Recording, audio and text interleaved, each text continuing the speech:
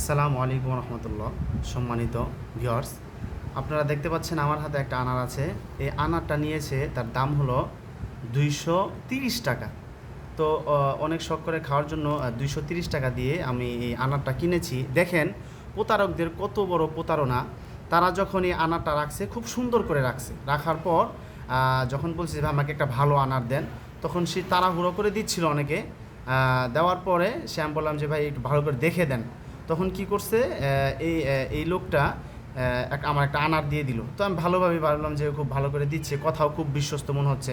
পরে নিয়ে আসলাম, নিয়ে এসে দেখি এই দেখেন এখানে সিলের ভিতরে তারা একটা কেমন একটা পোকাওয়ালা, পোকা খেয়ে ফেলছে এরকম একটা বাজে একটা জিনিস ওর উপর স্টিকার মেরে এটা আমার কাছে বিক্রি করে দিছে।